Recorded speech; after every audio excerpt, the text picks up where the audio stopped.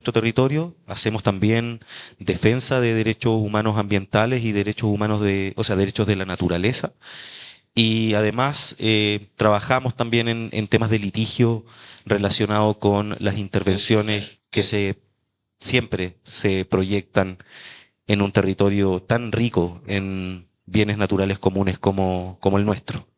El día de hoy estoy, bueno, acompañado de Patricio Segura Ortiz, periodista. Él es director también de Corporación Privada para el Desarrollo de Aysén. De ahí le vamos a dar la palabra para que se pueda presentar un poco más. Y también con Gonzalo Melej, quien es investigador de Chile Sustentable, una organización también de nuestro país.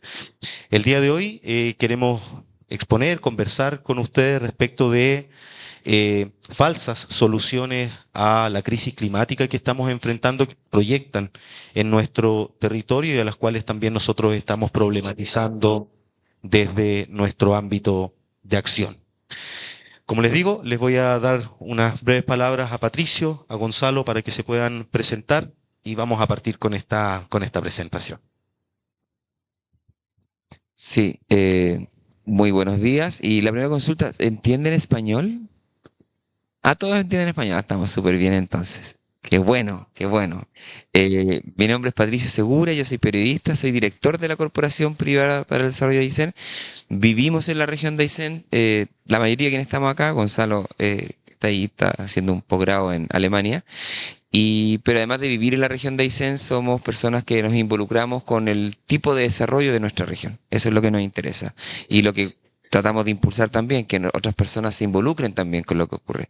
Y particularmente estamos enfocados en crisis climática últimamente como corporación. Ahí tienen unos documentos que hemos publicado frente a eso, y también develando lo que vamos a mostrar hoy día de cómo el cambio climático, un tema tan relevante a nivel global, se está siendo utilizado como fundamento para muchas cosas.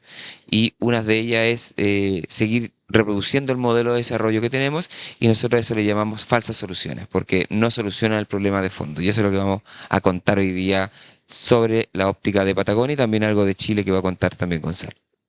Gonzalo.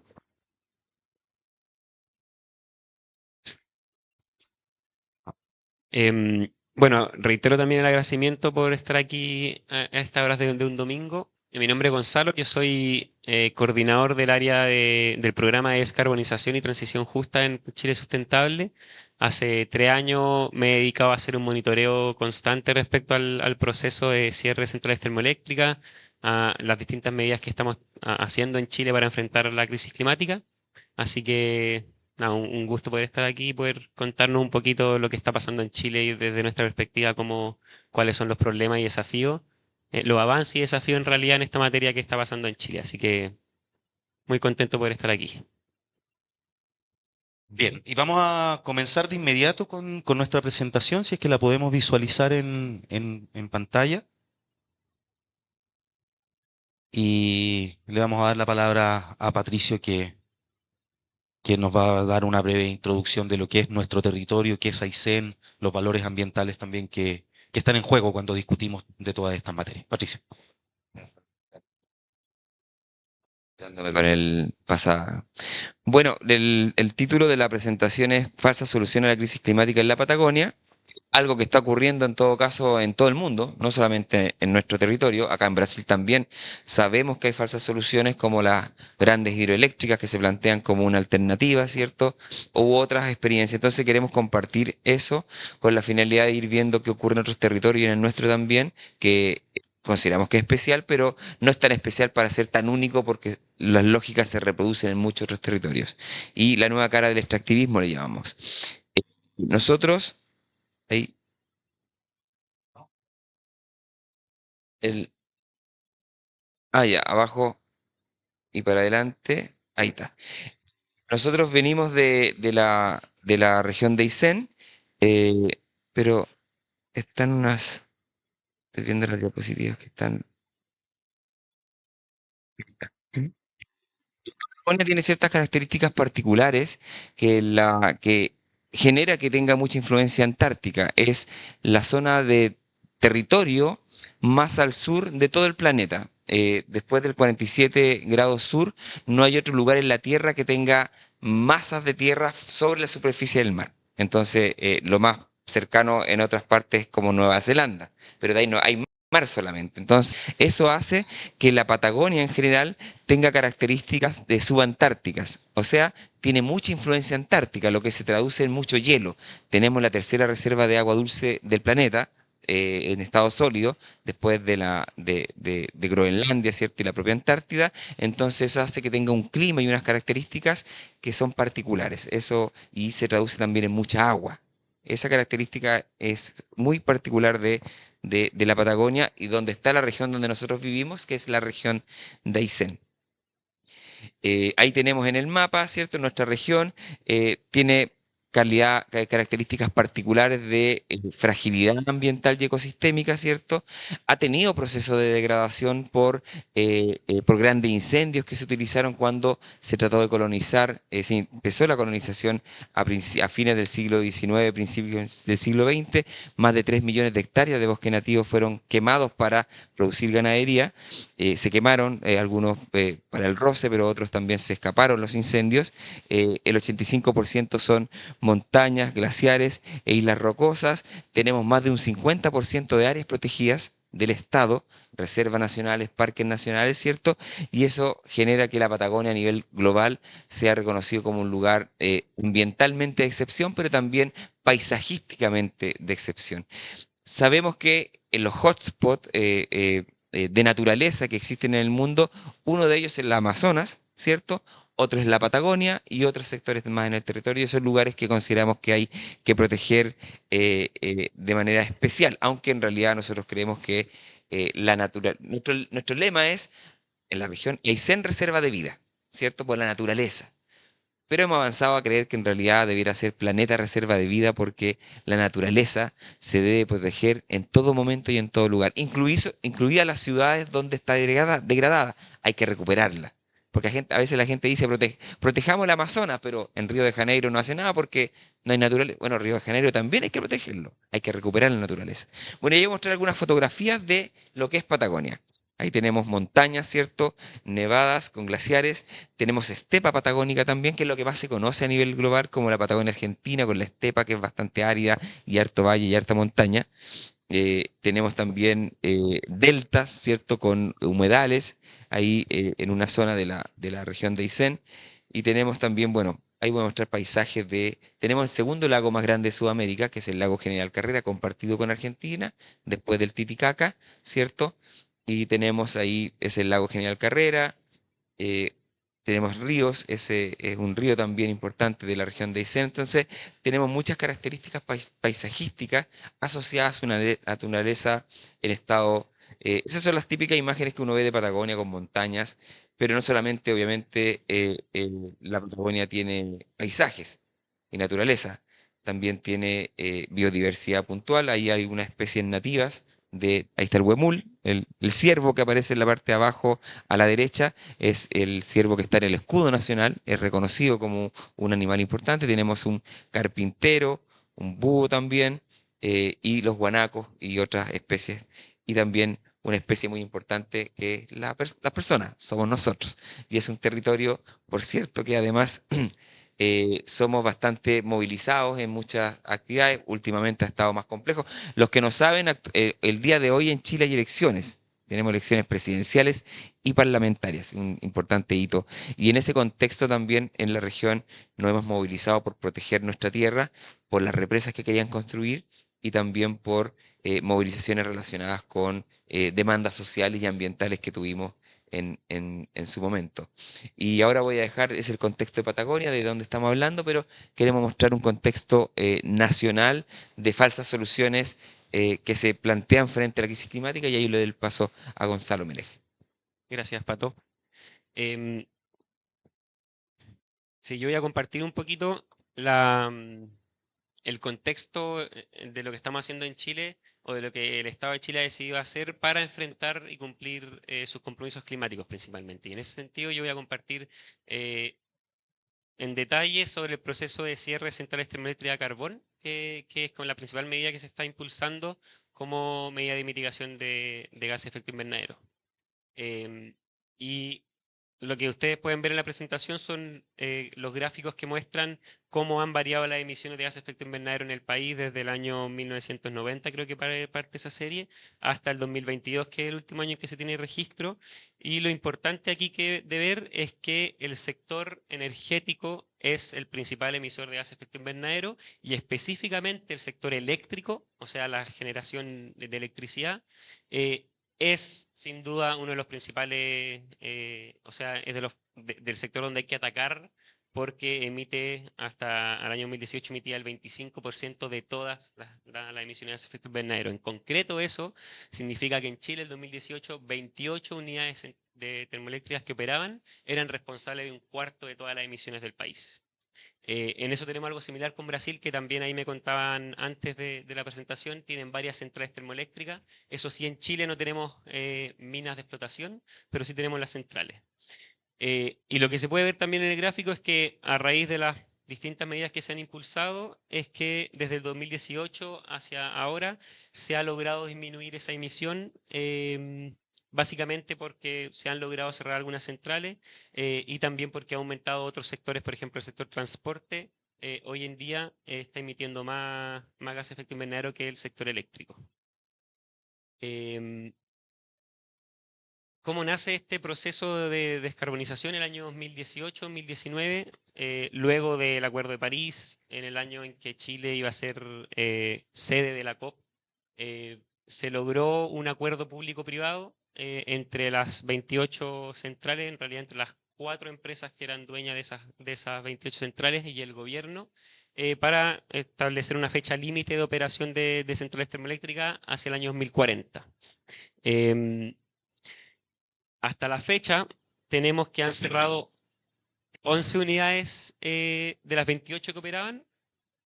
Hay 9 que tienen compromiso de cierre, que era el año 2025, pero por distintas razones eso no ocurrió. Podría estar ocurriendo el próximo año. Y hay otras 8 unidades que no tienen fecha comprometida y que podrían seguir operando hasta el año 2040. Em, Ahora, sin embargo, hay varios desafíos respecto al cronograma de cierre. Nosotros somos bien críticos en que, ok, significa una medida de mitigación de gases de efecto invernadero, lo cual es positivo. Sin embargo, tenemos algunas claras falencias que son principalmente en participación ciudadana.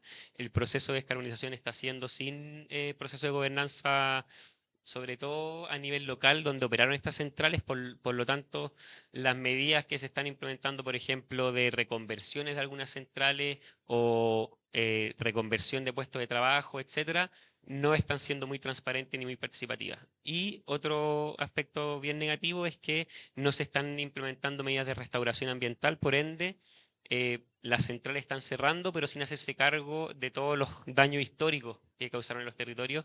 Entonces, por ejemplo, en zonas como Tocopilla, uno puede ir a la comuna y todavía se encuentra con que están los rellenos, los depósitos de ceniza en la ciudad, está la infraestructura en medio. Muchas gracias, aquí nos dan agüita.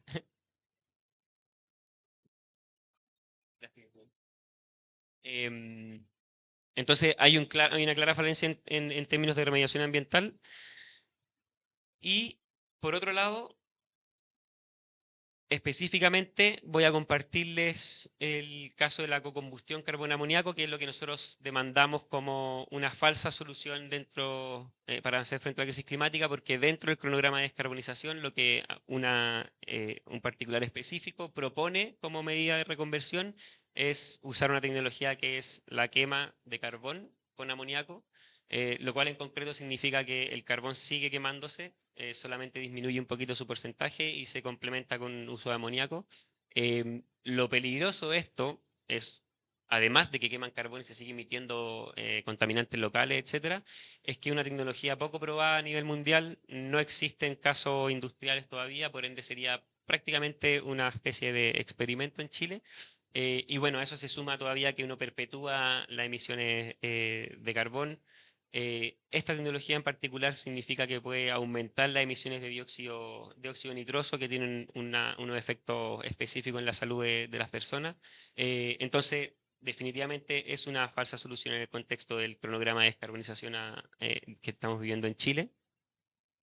Em, eso es información específica de lo que le acabo de decir.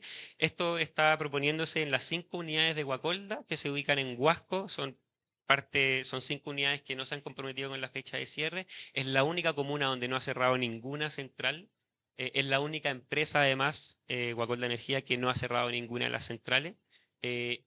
Y peor aún, como solución, proponen esta reconversión a combustión de carbón con amoníaco. O sea, están diciendo abiertamente que ellos proponen seguir tomando carbón hasta el año 2040 al menos, y quizás con esta reconversión podría ser más. Eso no hay mucha claridad.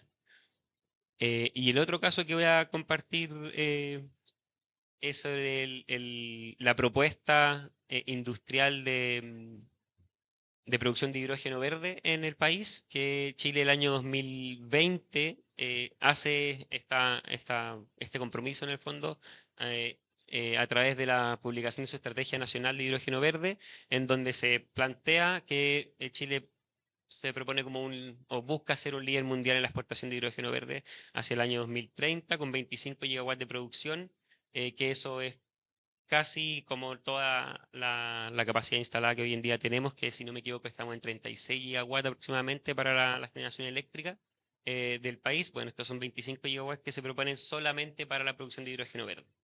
Y además, el territorio que se propone como ideal para esto y en donde puede haber una gran concentración es justamente la región de Magallanes, yo creo que un poco Aysén también, pero sobre todo Magallanes concentrado, es el extremo sur de Chile para quien no sabe, Patagonia estaría concentrado esta mega industria. Y voy a compartir este mapita que lo que muestra, este mapa yo lo encuentro tremendo porque visualmente te muestra cómo la región de Magallanes podría estar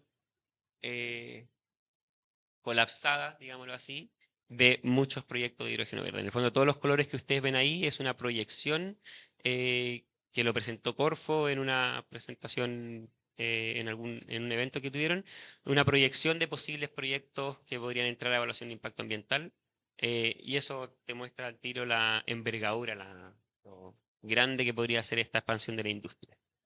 Y con ese compartir a nivel nacional, le paso la palabra a Pato, a Erwin, para ya entrar específicamente en la zona de Aysén. Muchas gracias, Gonzalo. Eso como panorama general de lo que está ocurriendo en materia de descarbonización, los desafíos que se ha proyectado en nuestro país en materia de descarbonización. Como ven, concentrado en la generación termoeléctrica en zonas principalmente más al norte de nuestro país, y esta problemática que está ciertamente en Patagonia, en la región de Magallanes, pero que, como veremos, tampoco se enfoca en medidas, en acciones en todo el territorio nacional. Son acciones aisladas para enfrentar determinados desafíos y se van proyectando lo que nosotros llamamos falsas soluciones a la crisis climática en territorios como el nuestro para, digamos, solucionar problemas que son de orden nacional, y a lo que nos vamos a empezar a enfocar ahora en temas de mitigación y adaptación al cambio climático principalmente. Patricio. Sí, aquí Erwin me hizo la advertencia que hable más lento por respeto a la traducción. Yo hablo rápido normalmente, voy a tratar de hacerlo lo más lento posible. Aquí tenemos una imagen que es un chiste en realidad. Es un chiste que hay en nuestro país donde se le llama el sillón de Donoto, donde había una persona que su esposa lo estaba teniendo una situación con un vecino y la solución que él llegó que lo hacían en el sillón, y la solución que llegó era cambiar el sillón. Y decimos eso nosotros como un ejemplo de cuando se plantean ciertas alternativas de solución a algo, pero que en realidad son más de lo mismo. Es como sacar dinero de un lado para pagar una cuenta, pero se saca el mismo dinero. Entonces, y eso queremos mostrar en términos de lo que nos están vendiendo desde la visión de ciertas corporaciones y estados de soluciones a la crisis climática. Nosotros le llamamos crisis climática, no hablamos de cambio climático, y sabemos que es cambio climático porque le damos el contexto político a la discusión. y la urgencia que tiene también esto, donde no es que algo que pase allá, sino que somos responsables también. Y lo dividimos en dos, la parte de mitigación con alternativa. Nosotros, en todo caso, antes de estar acá, hemos participado durante 4 o 5 días en el cuarto encuentro internacional del movimiento de afectados por represas y crisis climática, que es una derivación del MAVI, ¿cierto? A nivel internacional. Y compartimos con la gente que es afectada por proyectos que se han planteado frente al dilema energético, incluso a la crisis climática, como las grandes represas. Y resulta que no se pueden tratar de combatir la crisis climática destruyendo territorios y afectando comunidades también. Y eso es lo que queremos interpelar. Entonces, primer ejemplo de una falsa solución son las represas a todo nivel. Se plantean como alternativas, ¿cierto? Porque permiten sacar muchas veces combustible fósil de carbón, de petróleo, ¿cierto? De gas para usar el agua. Y nos dicen el agua fluye limpia, no emite, y eso tiene falsedades. Primero porque las grandes represas, por lo menos en los sectores tropicales, sí emiten gases de efecto invernadero, particularmente el metano, por efecto de la descomposición de la materia orgánica que queda inundada bajo la represa. Entonces, no es una solución alternativa. Y lo otro es que, y ahí quiero plantear un tema, nosotros decimos que a veces uno entrega muchos números, pero a veces las discusiones climáticas, políticas, no son de Excel, son de Word, son de cómo uno a la gente la seduces con una visión de desarrollo, ¿cierto? Que le permita movilizarse para hacer los cambios necesarios. Y en este sentido, un concepto matriz es que la señal que el planeta nos está dando con el cambio climático, la crisis climática, no se restringe solamente a emitir menos gases de efecto invernadero como nos quieren convencer. La señal que el planeta nos está dando es que nosotros como especie, en nuestra relación con las otras especies e incluso con nuestros contemporáneos, hemos hecho las cosas muy mal. Si no entendemos eso, cualquier alternativa de solución que demos va a ser más de lo mismo.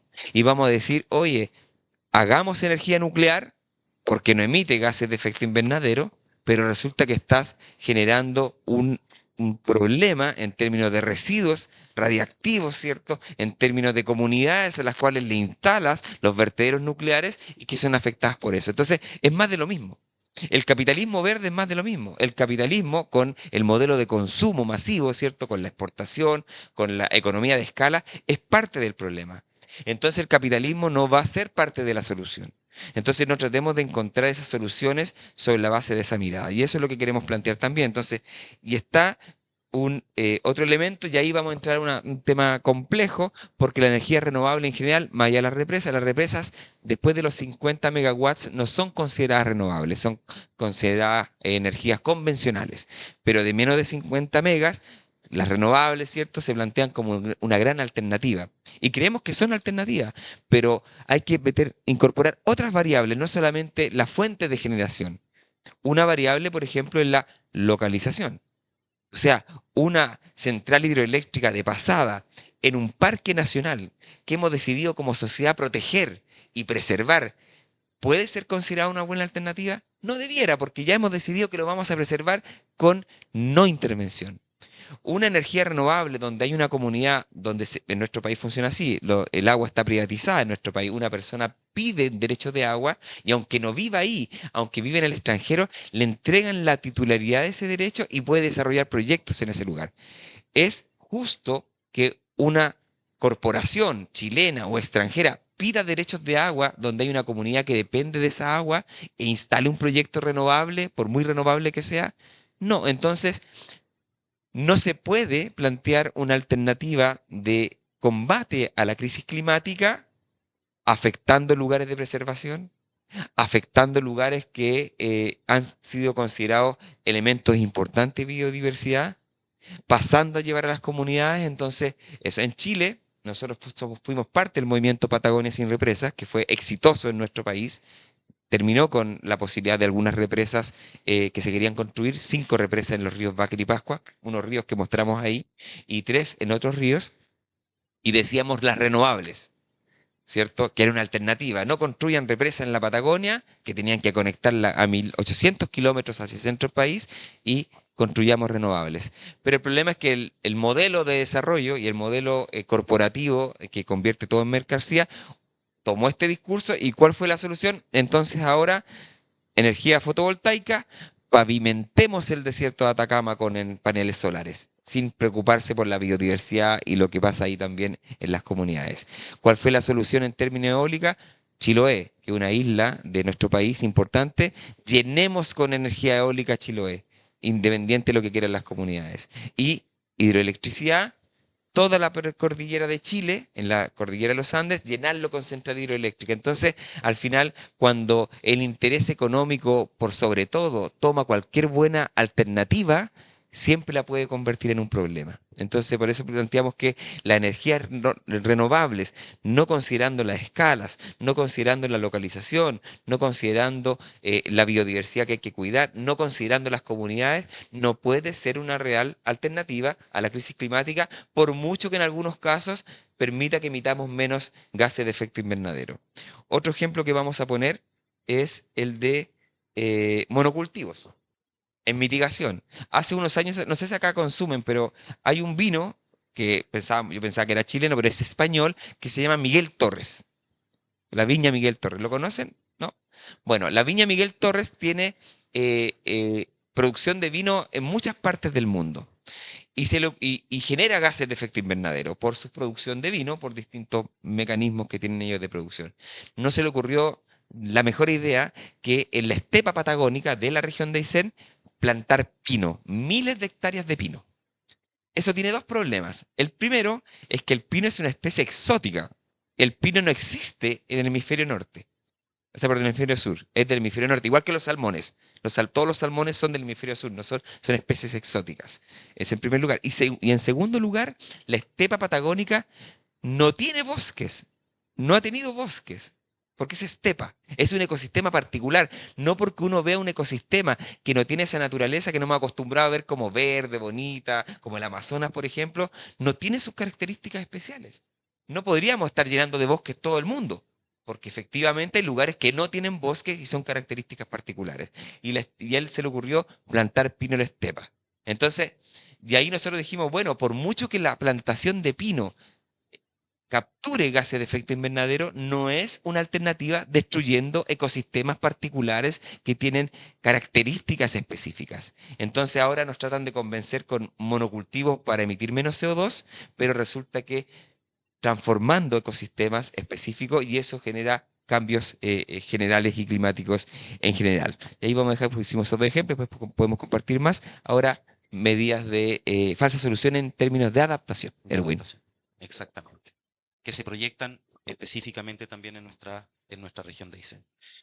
Y bueno, muy relacionado también con el tema que ya nos planteaba Patricio de la viña Miguel Torres, etcétera, también se ha estado proyectando el cultivo, la producción de gran escala de monocultivos, ¿ah? Cerezas, aquí tenemos el ejemplo de las viñas. Hoy día se dice que por efecto del cambio o de la crisis climática, la temperatura, y eso ya está estudiado, la temperatura en la región de Aysén, ahora y también en el futuro, a medida que esta crisis vaya avanzando, propiciaría finalmente la posibilidad de que este tipo de cultivos, monocultivos al final del día, puedan extenderse hacia nuestro territorio.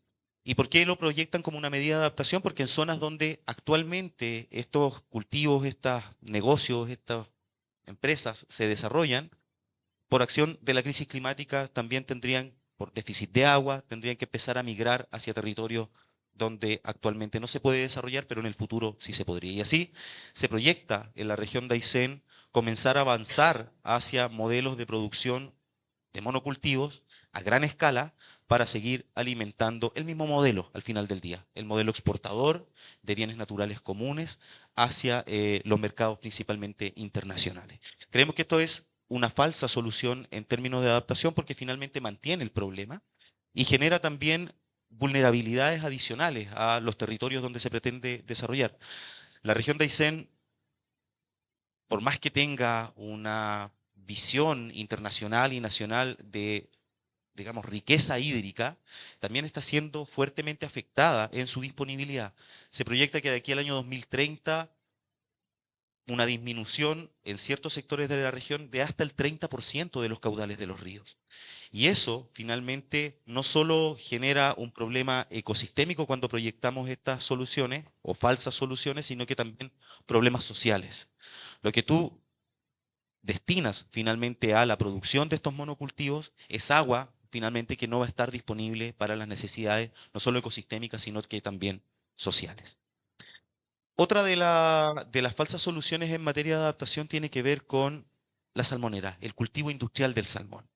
Y este es un tema que exponerlo también aquí en Brasil es muy importante, porque Brasil está siendo uno de los países importadores de salmón chileno más importante, no solo a nivel, o sea, a nivel mundial y también a nivel latinoamericano.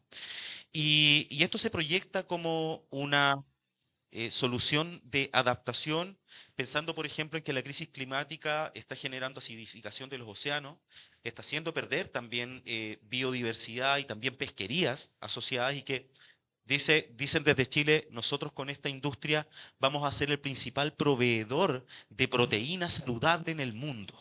¿Ya? Entonces, adaptación, cómo los territorios o cómo se pretende desde Chile avanzar en una supuesta solución a la crisis alimenticia que se deriva finalmente de la crisis climática. Y eso se está desarrollando con una inmensa degradación ambiental en nuestro territorio. Se está desarrollando gravemente al interior de parques nacionales, al interior de reservas nacionales. Tan solo en nuestra región, voy a poner un ejemplo, existe la Reserva Nacional Las Huaytecas, creada en 1938, muy rica en biodiversidad. Solo en ese territorio están autorizados actualmente más de 300 concesiones para el cultivo industrial del salmón en su interior. Y ese salmón es el que finalmente después es proyectado a nivel internacional en las cadenas de distribución, en las cadenas de exportación de nuestro país, como una supuesta solución a la crisis. Y también, muy importante en los tiempos, este es un cultivo que además se está desarrollando con grave afectación a los derechos humanos, principalmente de pueblos indígenas. Este es territorio indígena, ¿da? Reconocido por el Estado de Chile a través de CONADI, la Corporación Nacional de Desarrollo Indígena, que ha reconocido que estos son territorios con usos consuetudinarios indígenas.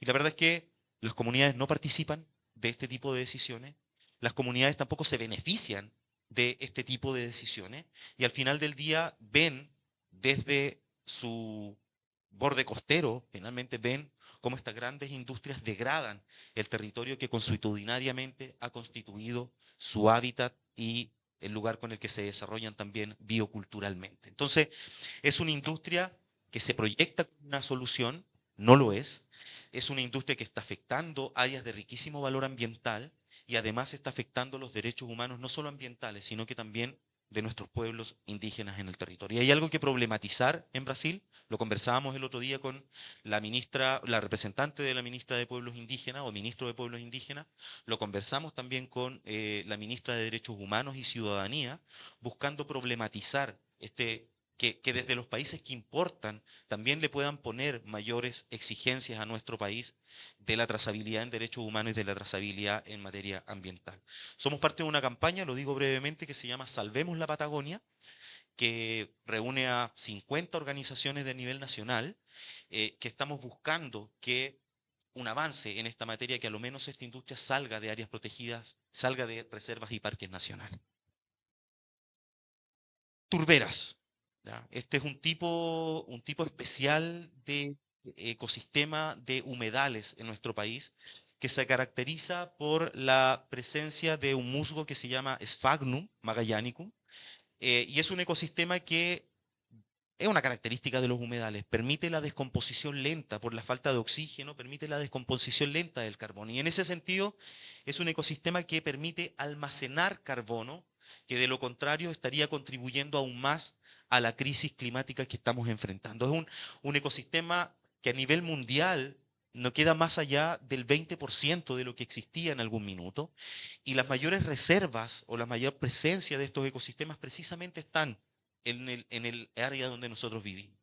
Menos del 10% de este ecosistema está al interior de áreas protegidas en nuestro país.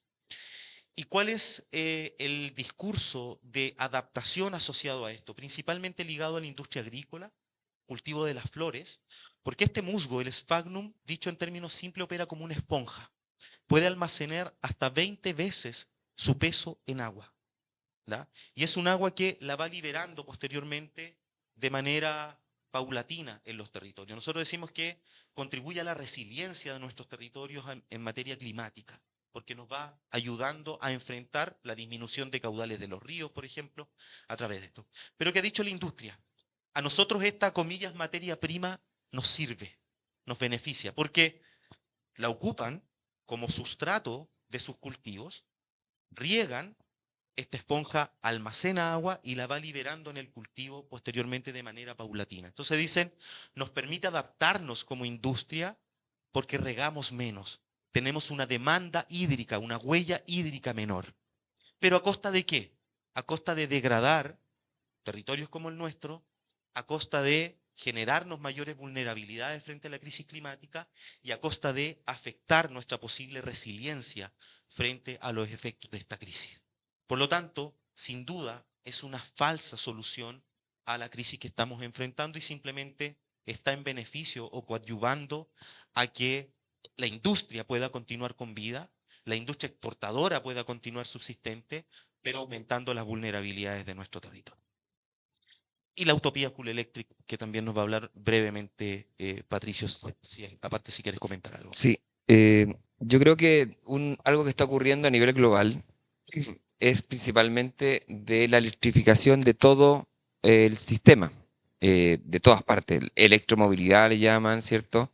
En el ámbito del transporte particularmente, pero ahí queremos, bueno, ahí se va a notar la diferencia generacional, porque estos son los dibujos animados de los años 60, 70, ¿cierto? Que lo veíamos algunos en los años 80, que donde era una familia que se veía en el futuro, donde todo era eléctrico, ¿cierto?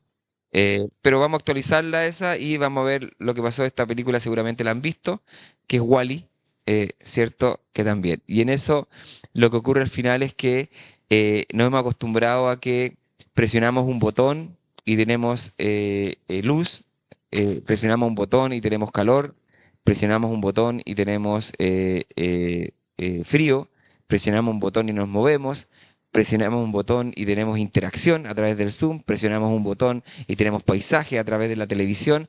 Y no tiene, no es malo en sí mismo. La electricidad ha generado muchos beneficios, ¿cierto? Por la ductibilidad que tiene, ¿cierto? Se transforma a distintos ámbitos. Pero el problema es que cuando se pierde la noción del vínculo directo con la naturaleza, ¿cierto? Que no puede, si apretamos un botón y se van nuestros desechos, pero no sabemos el impacto que tienen esos desechos en la naturaleza. Si apretamos un botón y nos movemos, pero no sabemos que cuando estamos en el auto eléctrico hay una termoeléctrica que está afectando a una comunidad, eso hace que se aliene al ser humano del impacto que tiene en la naturaleza sus actos. Y lo que planteamos nosotros es que en el fondo a todo el ámbito vinculado con la electrificación hay que agregar el vínculo con la naturaleza. Hay que recuperar el espacio de relacionarnos, porque si no va a ocurrir lo mismo que ocurre con el mito de los años 60, donde había una persona que tenía un botón rojo, podía ser el presidente de la Unión Soviética o podía ser el presidente de Estados Unidos, y apretaba el botón y mataba a millones de seres humanos, pero le daba lo mismo porque no los conocía. No sabía quién eran. Cuando nosotros apretamos un botón y no sabemos que eso está afectando con el vertedero, que está afectando mi aire acondicionado a otras personas, despersonalizamos y perdemos el vínculo con eso. Hay que recuperar el vínculo con la naturaleza y tratar en la medida de lo posible que usemos la tecnología. En este momento estamos usando tecnología en este espacio, pero volvamos a la naturaleza también, porque es lo real al final que genera los actos que cometemos. Entonces, por eso, con la electromovilidad o la utopía full electric, vamos a apretar un botón y vamos a hacer de todo, hagamos la contraparte. Decimos con cuidado, vámonos viendo. Y actualmente incluso tiene otros efectos, que es uno de los sectores del ámbito productivo, económico, que más ha crecido en términos de demanda energética, es el sector de la informática. A través de lo que es inteligencia artificial también. Entonces, y ahora en Chile está de moda que los data centers lo quieren instalar en nuestra región, por ejemplo, y en otros sectores también, y son importantes consumidores de energía, pero también de agua, para todo lo que tiene que ver con el enfriamiento de los sistemas electrónicos. Entonces, al final, la tecnología y la inteligencia artificial o otros mecanismos están generando degradación también en muchos territorios y normalmente siempre son los sectores más vulnerables los que pagan la cuenta, porque no se instalan donde la gente mayores recursos está. Se instala donde la gente más vulnerable. Y ahí algunas premisas, como para concluir, es que primero la crisis climática es parte de una triple crisis, de la gran crisis ecológica global, climática, pero también de pérdida de biodiversidad y de contaminación. No podemos atacar la crisis climática destruyendo ecosistemas. No podemos atacar la crisis climática contaminando. Y le agregamos otro elemento, no podemos atacar la crisis climática afectando que algunos territorios y personas paguen la cuenta de nuestro transitar verde. Eso es, ningún modelo de desarrollo es justo y equitativo si no es universalizable. Si alguien está pagando la cuenta para que tú te sientas que estás transitando hacia una sociedad más verde, en el fondo es tu privilegio el que está afectando a otras personas. Y eso no es justo. Segundo, la mercantilización a todo evento de la naturaleza. Lo dicen acá en Brasil, el agua y energía no son mercaduría. Todo lo que definamos como importante para el ser humano, pero para el ecosistema, no puede ser mercantilizable. Algunos elementos legítimos que estén en el mercado, pero otros no. Salud, vivienda, educación, agua, energía, alimentación, no pueden estar sujetos solamente al mercado. Y ahí lo que decía, si restringimos la señal del planeta a la emisión de gas de efecto invernadero y no entendemos que la señal que lo está dando es otra, que en nuestra forma de habitar y producir hemos hecho las cosas muy mal, no habremos entendido nada y cualquier alternativa de solución que demos va a ser más de lo mismo.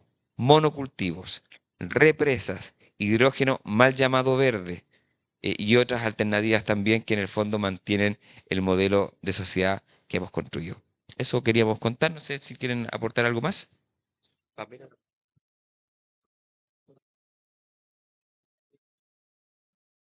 Solamente agradecer que nos acompañaran esta mañana de día domingo desde Corporación Privada para el Desarrollo de Aysén, desde Chile Sustentable, desde la red de acción, la red de protección y defensa del territorio Patagonia, también nuestros compañeros de la agrupación Aysén Reserva de Vida. Extendemos el agradecimiento y también les vamos a dejar algunos documentos que reflejan el trabajo que estamos desarrollando de manera territorial en distintos ámbitos, temas energéticos relacionados con el desarrollo sustentable, por ejemplo, Cocina Huella Cero, todo el trabajo que hemos estado haciendo con diversas organizaciones en temas de crisis climática, para dejarlo como un insumo para la reflexión también de lo que ocurre en otros territorios. Así que agradecemos que nos acompañaran y bueno, esto va a quedar grabado. Así que no sé si tienen algún comentario, alguna pregunta, o lo podemos conversar posteriormente con un café. Yo no conocía a Arayara como organización, pero llegamos acá, vimos el material, vimos el trabajo que hacen y simplemente creo que como organización queremos agradecer el trabajo que están realizando en distintos ámbitos. Es una organización potente.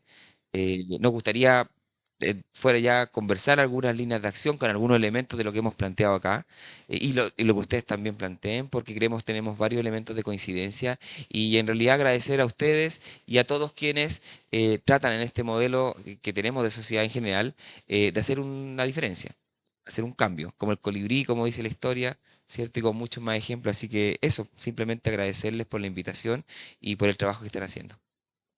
Gonzalo, una última palabra al cierre. No, solamente sumarme al agradecimiento a Arayara por el espacio. Ahí para que quede después en el video, nosotros estamos en Belém, aquí en paralelo a donde se está desarrollando la COP, y Arayara habilitó un espacio para que cualquier organización pudiera hacer eventos como estos, así que gracias al equipo, a producción. No, así que nada, sumarme al agradecimiento. Bien, muchas gracias. Cerramos.